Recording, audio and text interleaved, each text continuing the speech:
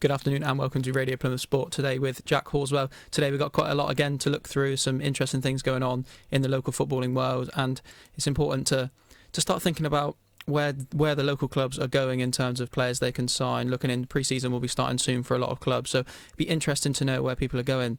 First of all, of course, we're going to start talking about Plymouth Argyle, and in Plymouth Argyle's most recent news, it has come out that Freddie Ladapo has now left as well. That £500,000, he has now gone to Rotherham, so he's moved back into League One. So it's a good opportunity for him. Served the club well with his 19 league goals last season, and we can't really fault anything that he has done for the club. But I just wanted to start with looking at what's been quite interesting and something that Chris Errington, he's one of the chief sports reporters for Plymouth Live, the Herald, and he does a lot. He's the kind of the go-to guy when you want information about Argyle. And he came out with a tweet and said this: with Graham Carey and Ruben Ramirez both gone and Argyle accepting offers for Freddie Ladapo, now would be a good time for the club to give the Green Army a little lift by announcing some new signings. And I think that is what everybody wants. There was some backlash on Twitter. I saw someone tweet saying, just a bit concerned that all we hear about is Bury players. Are we not in the market anywhere else? And I think it's really important to realise that Argyle had to wait for these players to decide where they were going to go. Carey, Ramirez, Ladapo, of course, has now been bought. So it was Ladapo was really the last one of the remaining players that had a decision on where to go. Everybody else had signed on. All the other players had left. We've now signed quite a lot of youth in, which is what a lot of people wanted.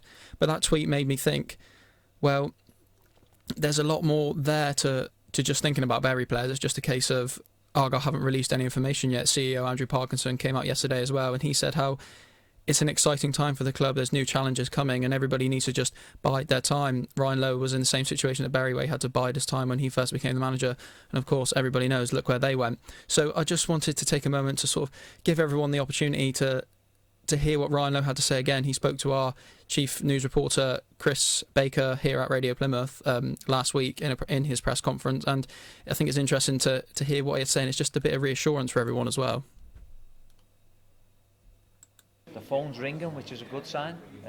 Players, agents, all wanting to come and play for not only me, but for a fantastic football club in Argyle. I'm really looking forward to getting started. Looking to add players, add some more quality for what we've got. We've got a lot of quality in the squad. And that'll be the process. It'll be the process of getting things ready for pre-season, the first day back. And then, as I said, looking forward to a tough pre-season.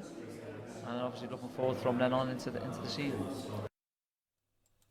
I think it's also important to remember that pre-season is only just starting, and in terms of Argyle signing players, the 30th of June is when a lot of players' contracts will be up, even if they've said whether they're staying at a club or not, so they will be part of that club until the 30th of June. So it's a really exciting time, and hopefully tomorrow's press conference brings out the best in what we want to see for Argyle coming into the new season. Ryan Lowe, so 2 o'clock tomorrow at Home Park, so hopefully we can get someone down there and get the nitty-gritty of what hopefully is going to be a really exciting end to the season. And of course, just want to mention as well, rest in peace to Peter Anderson, 1932 to 2019, ex-Argyle player, was involved in the Argyle squad in the 50s that had quite a lot of success, so condolences go out to his family here at Radio Plymouth.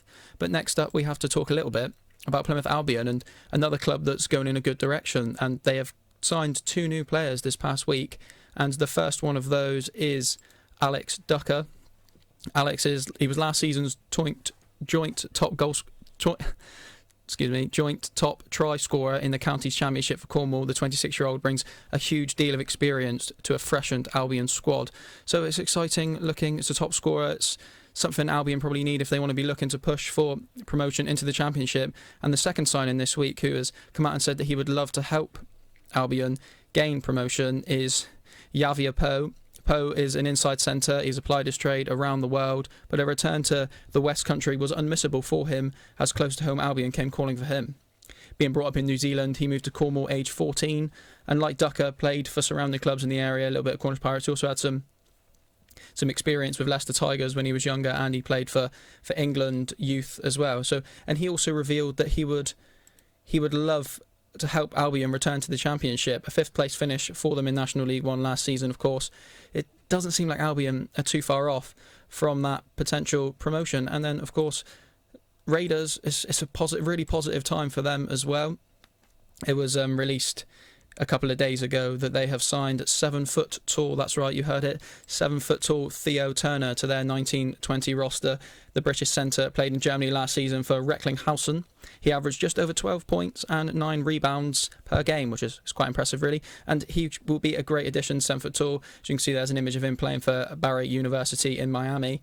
And he's going to bring that added quality and that added height. Of course, a lot of basketballers do come with that added height. And it's also a great opportunity. He met with Coach James. Coach James said that he is the player that he's been looking for. He's been looking at him for the last couple of seasons, and he really wants to be part of the potential that Raiders have going forward. And it's also this image credit of Plymouth Raiders Twitter accounts.